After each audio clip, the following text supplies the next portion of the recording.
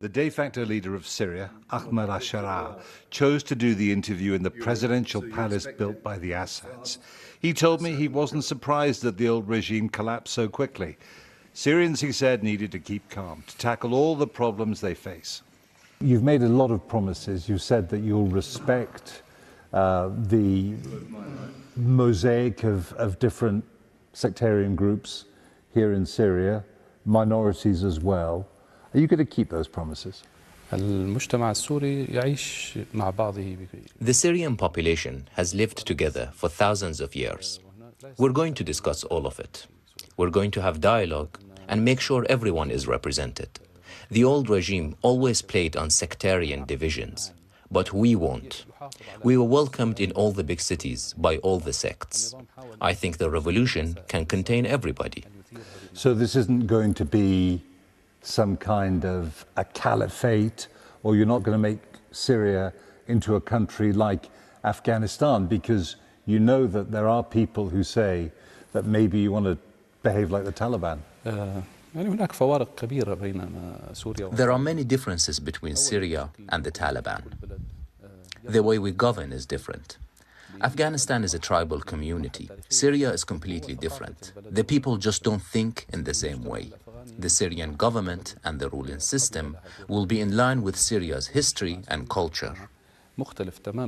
So the culture of Syria includes rights for women, it includes education for women, it includes tolerance for people drinking alcohol. Is that all acceptable to you? When it comes to women's education, of course. We've had universities in Idlib for more than 8 years.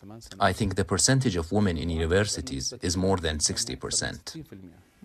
And alcohol? There are many things I just don't have the right to talk about, because they are legal issues. There will be a Syrian committee of legal experts to write a constitution. They will decide, and any ruler or president will have to follow the law. Let's talk about wider issues that you face. First of all, this country is broken. There is massive amount of destruction. The economy is destroyed. There are huge debts. How do you begin to start dealing with all of that when the country's under sanctions and when major powers around the world and the United Nations say that you are the leader of a terrorist group? That's a political classification. We haven't committed any crimes that justify calling us a terrorist group. In the last 14 years, we haven't targeted any civilians or civilian areas or civilian targets. I understand some countries will be worried by that designation, but it's not true. Now, after all that has happened, sanctions must be lifted because they were targeted at the old regime. The victim and the oppressor should not be treated in the same way.